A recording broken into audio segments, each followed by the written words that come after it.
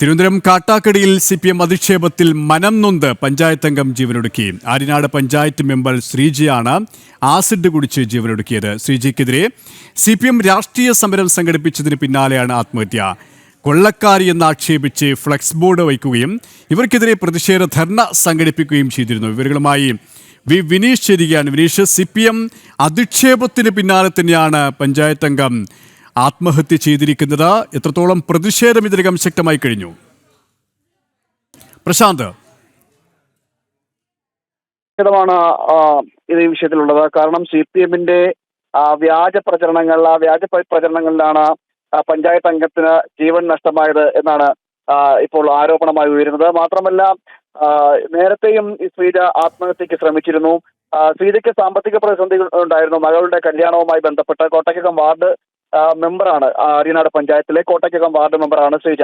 ശ്രീജയ്ക്ക് സാമ്പത്തികമായിട്ടുള്ള ബുദ്ധിമുട്ടുകളും പ്രതിസന്ധികളും ഉണ്ടായിരുന്നു മകളുടെ കല്യാണവുമായി ബന്ധപ്പെട്ട്. ഇതിന്റെ ഈ കല്യാണ ആവശ്യങ്ങൾക്കും മറ്റുമായിട്ട് പല വ്യക്തികളിൽ നിന്നും പണം കടം വാങ്ങിയിരുന്നു, പലിശയ്ക്ക് കടം വാങ്ങിയിരുന്നു. അങ്ങനെ പലിശയ്ക്ക് കടം വാങ്ങി അത് തുടർന്ന് അങ്ങോട്ട് നൽകാൻ കഴിയാത്ത സാഹചര്യത്തിൽ ഉണ്ടാവുകയും അത് പലിശ മുടങ്ങുന്ന ഒരു അവസ്ഥയിൽ എത്തുകയും ഒക്കെ ചെയ്തിരുന്നു.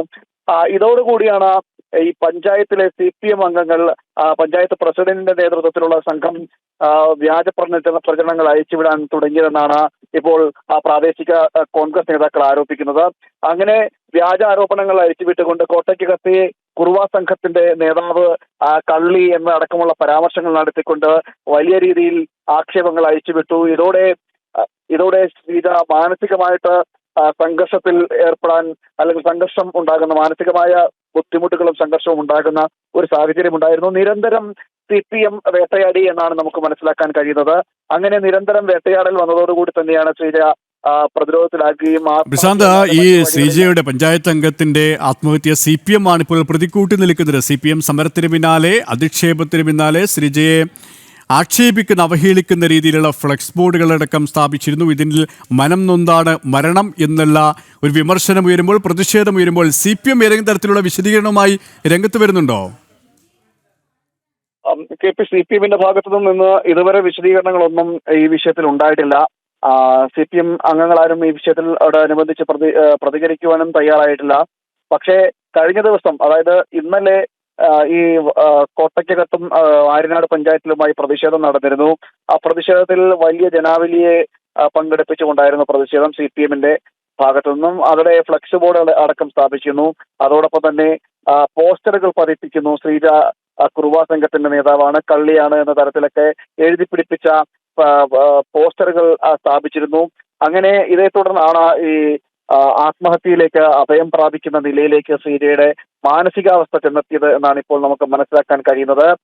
നേരത്തെയും, അതായത് 2 ആഴ്ചയ്ക്ക് മുമ്പും ശ്രീജ സമാനമായ രീതിയിൽ ഒരു ആത്മഹത്യക്കുള്ള ശ്രമം നടത്തിയിരുന്നു.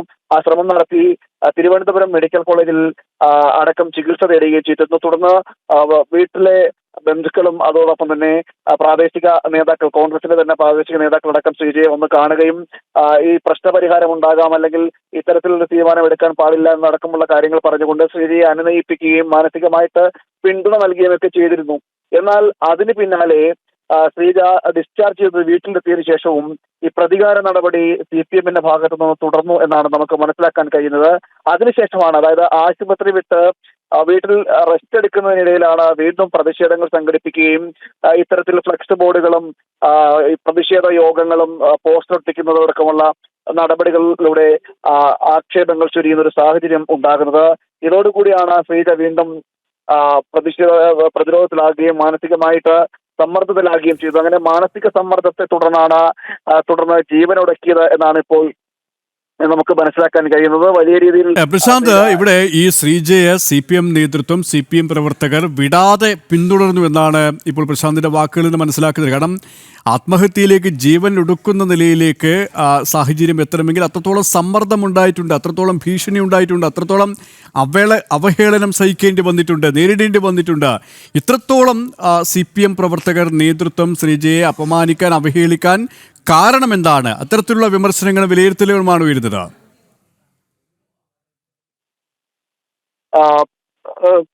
ഇതിൽ ഈ പ്രാദേശിക നേതാക്കളാണ് ഈ കോട്ടയ്ക്കകം, ആര്യനാട് ഭാഗത്തെ പ്രാദേശിക നേതാക്കളാണ് ഇത്തരത്തിൽ ഈ CPM-ന്റെ ഭാഗത്ത് നിന്ന് ആക്ഷേപം ഉണ്ടായിട്ടുണ്ട് എന്ന് പറഞ്ഞിരിക്കുന്നത്. അതിന്റെ കാരണവും ഇനി തദ്ദേശ സ്വയംഭരണ സ്ഥാപന തെരഞ്ഞെടുപ്പുകളൊക്കെ അടുത്ത് വന്നിരിക്കുന്ന സാഹചര്യമാണ്.